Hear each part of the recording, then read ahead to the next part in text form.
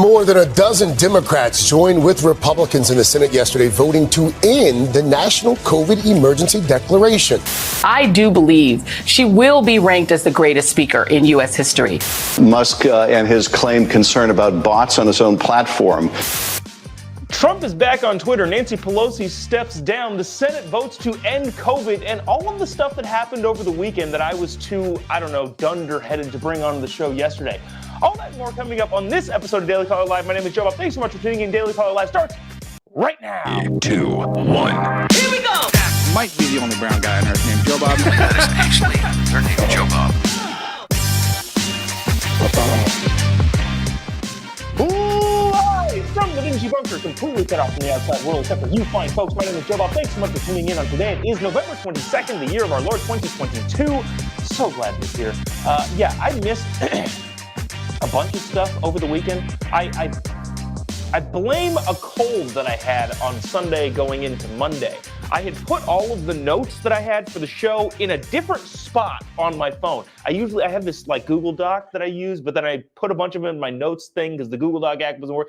Anyways, all of those excuses are leading to us today going over all of the stories that happened over the weekend that are big news that I feel like people should know about, but because I'm not the best at this, didn't decide to talk about yesterday. First and foremost, biggest news I think of the weekend, but of a while.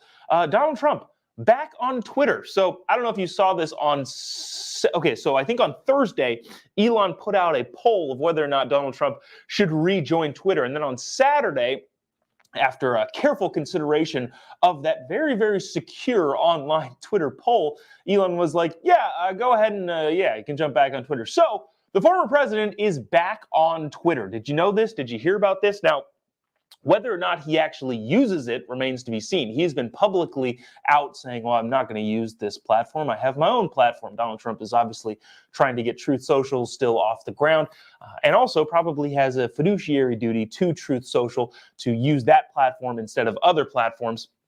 But his Twitter account is back and active. It's like 86 million followers or something like that. And it is interesting, too, to see the most recent tweets that the president had. It was like, it was something back the blue on January 6th or 7th or something like that.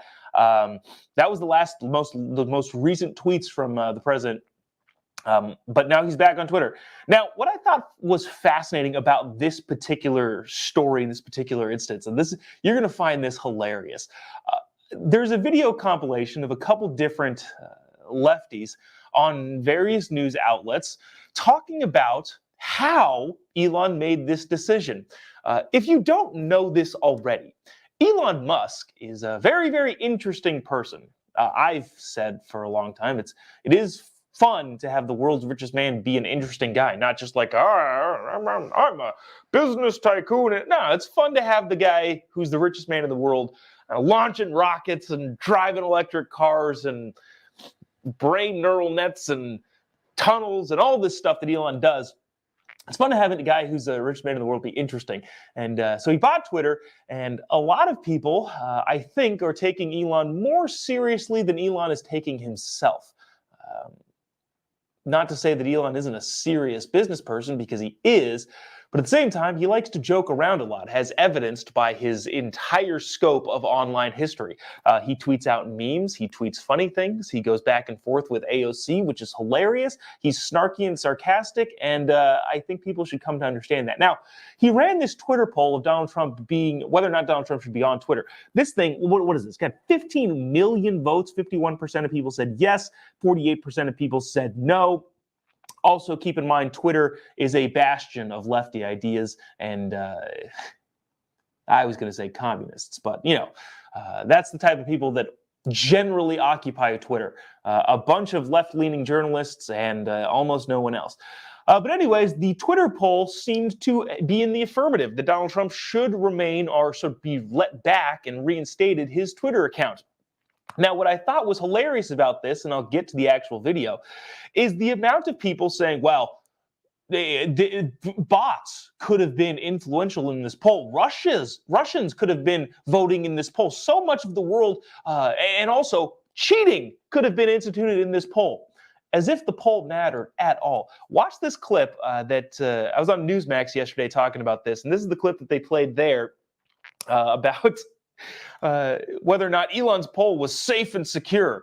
Check this out. This is just kind of funny. What do you make of Elon Musk reinstating Donald Trump? Well, look, I mean, I get that people are on all sides of this debate. The fact that he did it with a poll of which, however many percent of those could have been bots that aren't real people voting in that. And further contradicts Musk and his claimed concern about bots on his own platform to subject the decision to a poll on the platform that could be easily abused that way. So I think these polls are mostly a gimmick, and I would argue the people haven't spoken. The GRU has spoken. Twitter Russian has become intelligence, you mean? 100%. I stand for the sanctity of the online sarcastic Twitter poll by Elon Musk. We must not have these election deniers, these Twitter poll deniers on your liberal media not allowing this Twitter poll to be official. This is hilarious. It's just funny. The fact that anybody even complaining about this is hilarious. So was that Adam Kinzinger and Adam Schiff, and I don't know who this guy is. Dems believe bots rigged the Trump vote on Elon Musk's Twitter account. That is freaking hilarious. The bottom line here is that Elon Musk owns Twitter outright and doesn't actually need anybody to vote. He can do whatever he wants. If the vote was 99.9% to 0.01% in the negative of, no, Donald Trump should not be allowed, he could also just say, screw what you guys think. I'm going to do whatever I want. Because he owns Twitter and can, in fact, do whatever it is that he wants. So there's that. If you haven't already, would appreciate it so much if you click the little like button and the little share button. Really, really helps us out. Let us know what you think. Would you have... did you vote in that Twitter poll on whether or not Trump should be allowed? And if so, what did you vote? I'd be curious to see in the comment section. There's a lot of people.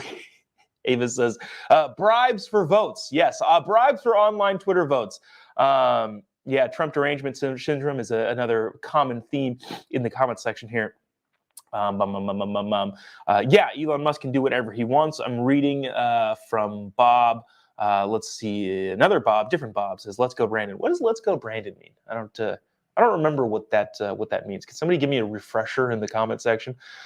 Let's see. Moving on to more serious matter, I guess. Nancy Pelosi has officially decided to retire from leadership. Again, this is a story that happened on Friday, but because I'm bad at my job and forgot to, I put my notes in a different thing. Yeah, it was funny. Yesterday morning, I was like scrambling to find stuff to talk about, and thankfully, CBS finally did a deep dive on Hunter Biden's laptop. But I was like, I could have sworn this weekend I took a much better notes, but I put them in the wrong section, and that's why we're doing it today. A Democratic House Speaker, Nancy Pelosi, announced that she will not seek re-election for Democrat House leadership on Thursday, but will remain a member of Congress. Nancy Pelosi, 82, oh my gosh, who has held the position since 2019 and previously stated would only hold the position for another 4 years, opted to step down, but will remain as a backbencher to guide the Democrat leaders, according to her speech on Thursday. Wow, it was Thursday, not Friday. Oh, we didn't do a show Friday. That's why. Holy cow. Okay, so the thing that struck me here is she's 82 years old. So I was in Kentucky. I think I mentioned this last Thursday. I was in Kentucky on Wednesday and Thursday doing some awesome stand-up gigs, and we were talking, and Mitch McConnell is a senator from Kentucky, and I was saying, Biden turns 80 on Sunday. We'll talk about that. Obama took some shots at Joe Biden, not necessarily outwardly, but internally took some shots at Joe Biden. We'll talk about that in a second. Joe Biden's 80 years old. Nancy Pelosi's 82 years old. Actually, maybe that's why that came up. And they were like, yeah, Mitch McConnell's 80 years old. And I was like, is he really? He also is 80 years old. I think there's going to be some single issue voters in the next couple cycles of, hey, let's get the 80-year-olds out of power. Not because we don't think that 80-year-olds can be productive and beneficial members to our society, but I don't know. How many of you out there watching are 80 plus or know people that are 80 plus? Maybe your parents, your grandparents are 80 plus. Do you want them in charge of the greatest country in the world, the most powerful country in the world, the greatest military on the planet. Yeah, not so much. Again, I appreciate them and will forever be grateful for all the things they did for this country and continue to do for this country. But holy cow, I would not put many 80-year-olds in charge of the entire United States. But anyways, Nancy Pelosi, 82, stepped down, yada, yada, yada, yada. On Sunday, a spokesperson for Nancy Pelosi denied claims that she was stepping aside as she was still concerned. Let me see, what am I reading here? Okay, that's it. So basically, Nancy Pelosi said she's going to step down. That is a big shot for Democrats. Now, again, I've mentioned this so many times on this show. Nancy Pelosi, regardless, what is this little ponytail thing I got going on back here? Wow, interesting. It's funny because when I read stuff, I can also see myself on the screen, and too many tangents, too many times. Anyways, Nancy Pelosi, we've talked about this numerous times on this show. Nancy Pelosi is regardless of what you think about her politically, I disagree with pretty much everything Nancy Pelosi says policy-wise and does politically, but she's very good at it. And so this is going to be a big shot to Democrats, especially with her ability to get the party together. If you don't know this, it's been a hassle for Nancy Pelosi to wrangle the far left, the squad, the AOCs, the Ilhan Omars, the Rashida Tlaibs of her party to get closer to the norm of the party. So Nancy Pelosi has been very, very good at that, regardless of her standing. Lots of comments here. This is kind of interesting too. Mark says she didn't retire, she was fired. Yeah, I guess technically you could say that Nancy Pelosi will not be the speaker because Republicans gained the tiniest of majorities, which is their own problem. But she still could be Democratic leadership. She could be the minority leader. She could be the minority whip. She could be a lot of different things in Democrat leadership. She's decided to not do that.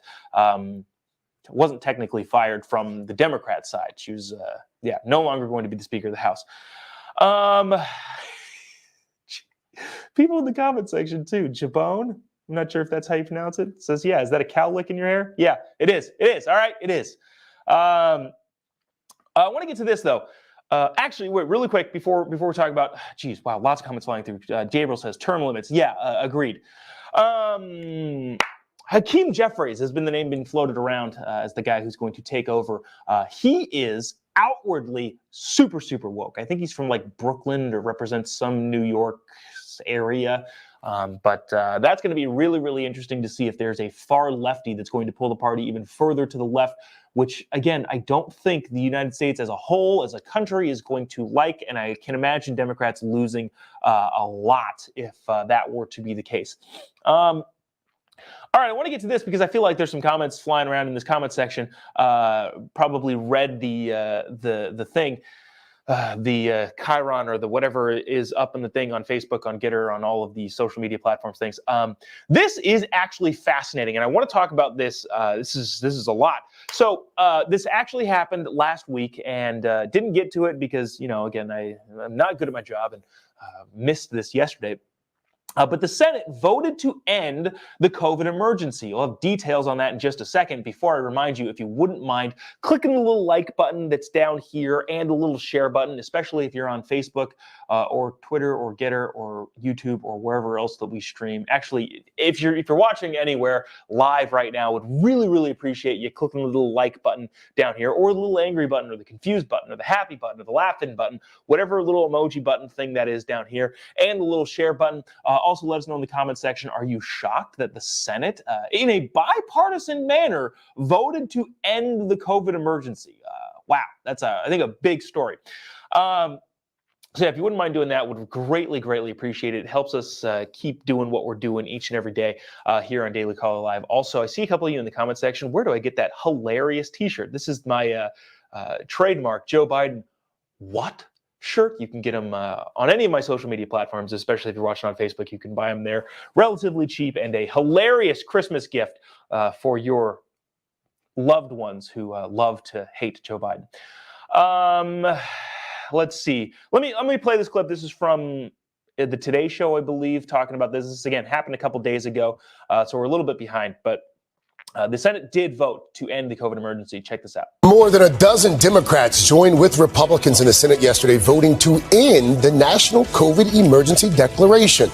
That declaration, adopted in 2020, gives the Biden administration more tools and flexibility to fight the virus. That Senate resolution now goes to the House, but its fate there remains unclear. The White House has said that President Biden would veto the legislation. Okay, so that's nice shot of Al Roker over there. So the Senate on Wednesday, decided to vote to end the COVID emergency. The Senate voted, oh my gosh, I can't find the article here that I had written down. Here we go. Senate votes to end COVID-19 emergency declaration. The declaration has allowed the administration to take action in response to the pandemic, such as suspend student loan payment deadlines. This is where this gets really, really interesting very quickly. Senate lawmakers on Tuesday voted to end the federal government emergency declaration on the COVID-19 pandemic, a status that has given Joe Biden administration tools to combat the coronavirus and or jam things through that we don't need. The Senate voted 62 to 36 to end the COVID-19 declaration nearly 3 years after it was invoked. It was unclear that the House would take up this measure. More than a dozen Democrats would have had to vote for this. 13, I think, specifically Democrats voted to end the COVID-19 pandemic. So 13 Democrats voted to end the COVID pandemic against the will of the president's administration. Like you heard in the end of that clip, President Biden threatened to veto any congressional effort to end the national emergency declaration status, said the Office of Management and Budgets in a statement. That's where we get to some of these comments. Dan says, will Biden veto it? Yes, he said he would. So James says, COVID is over? Question mark. Laughing face and dead face, of course. Excuse me, mute. Had to cough. Still getting over this cold, which, pretty bad. Let's see. Where was I talking about this? So, just legislation procedure. So the Senate voted for this. The House can either decide to vote on it or not vote at all. Chances are this will expire, but I would imagine if they bring it back up again in the next congressional session, the House would bring it to a vote, and I think it probably would pass considering the amount of Democrats in the Senate that were willing to let this thing go through, which would mean that a piece of legislation in the next couple weeks could be on the president's desk saying, will you end the COVID emergency? And he might, in fact, veto that. Now, one of the things that I think is fascinating about this is the several different things politically that are still being pushed forward that need the COVID-19 pandemic, i.e. the student debt forgiveness plan. We've talked extensively about that. It is currently stopped in the courts and not being done right now. Excuse me. The Biden administration's the student loan debt relief plan hinges on COVID still being an emergency. So in a lot of ways, Joe Biden ending the COVID emergency by signing that legislation that could be passed by the House and the Senate, was already passed by the Senate, would completely and entirely derail their own policy. I thought this was fascinating. This from an email that my wife's friend got and posted to Instagram regarding the student debt relief plan. I thought this is just fascinating and how this stuff all is going to end up panning out. Dear so-and-so, this is okay. So if the COVID-19 emergency ends, Joe Biden completely is out of options for the student debt, quote unquote, forgiveness plan. It's already been stopped in the courts because it is blatantly unconstitutional. I don't think it's going to have a shot on the constitutionality of it, and if the COVID-19 emergency officially ends. So the administration is sending out these emails to people who have applied. I think the biggest problem here is going to be the blowback from people who didn't get their $10,000. If you think you have $10,000, maybe even $20,000 if you have a Pell Grant, if you believe that money is coming to you, I would be furious if that money didn't actually come to me. And that is going to cause some pretty Divisive political climate. Okay, so this is what this email says that the Biden administration is sending out to people. This email provides you with an update on the one-time student loan debt relief plan that President Biden and I announced on August 24th. We reviewed your application and determined that you are eligible for a loan relief under the plan. We've sent this approval to your loan officer. You do not need to take any further action. Unfortunately, a number of lawsuits which have been filed challenging the program, which have blocked our ability to discharge your debt at present. Oh my gosh. What would this be like if you got this email and you didn't know anything about the Constitution, policy, anything like that, and you're just like, yeah, I get this money. If you got this email with, again, being completely disconnected from what's going on politically and legally, how would this make you feel? We believe strongly that the lawsuits are meritless, which they are not. Like, that's just a flat out freaking lie. And the Department of Justice has appealed on your behalf. When they lose, they're going to blame this on a bunch of different lawsuits, even though it's blatantly unconstitutional. People are going to be pissed. Your application is complete and approved, and we will discharge your approved debt if and when we prevail in court. We will update you on when there are new developments. That is going to be a problem. Back to this article about the Senate voting to end the COVID-19 pandemic. Ending the declaration would weaken the federal government's ability to respond to COVID-19 surges and other COVID-19 policies, including federal student loan, quote unquote, forgiveness plans. Oh boy, we are in for an interesting time. A lot of people are going to be very, very upset, and it's going to be a big political problem. Which brings us to this. This is the last thing we'll talk about today. Over the weekend, which again should have mentioned yesterday. Any good talk show host mentioned this in their show yesterday. But I am not one of those, so I forgot about it. Joe Biden on Sunday turned 80.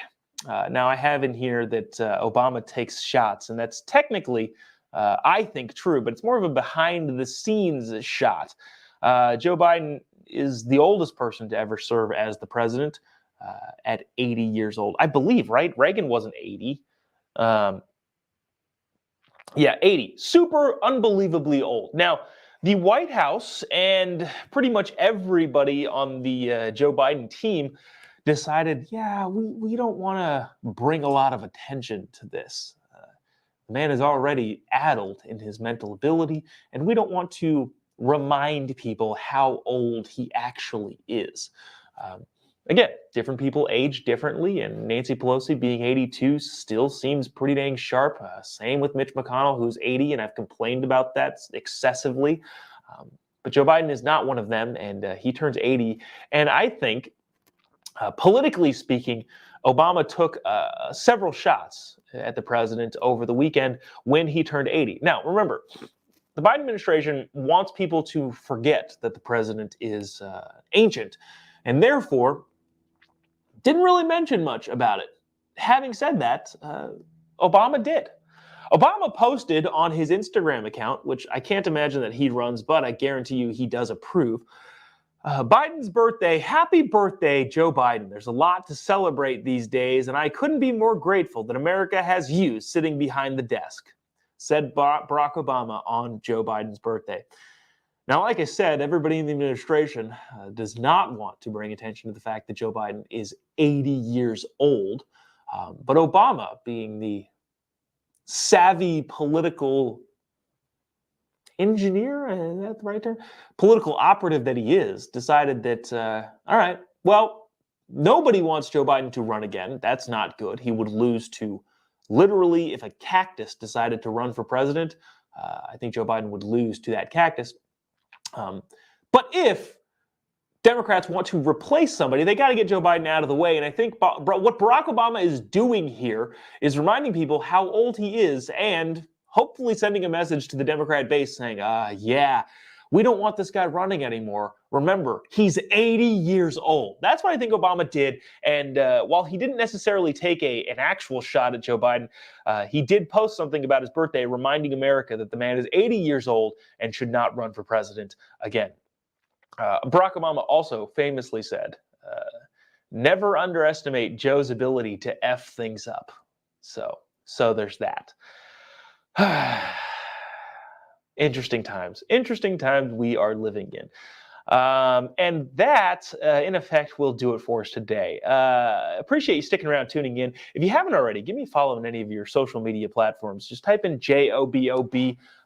You can find me on, any of the social media platforms, Twitter, social media, or this goes where my brain is currently. I've still got like cold brain. Instagram, Facebook, Twitter, YouTube, Getter, True Social, all of the social media platforms, you can find me. Just type in JOBOB. It's not at Jobob on all of them, but it, might as well be. You can type in, just JOBOB. You'll be able to find me. And also, if you go there, that's where you can buy the hilarious Joe Biden catchphrase T-shirts, which is a Jobob original. You can buy them on Instagram, Facebook, also at capitalistpropaganda.us. You can buy those T-shirts there. Would appreciate that, and obviously keep the conversation going there. I think I'm hilarious on Instagram, so that's where I generally do most of my my stuff. But that's going to do it. We will see you tomorrow, same time, same place.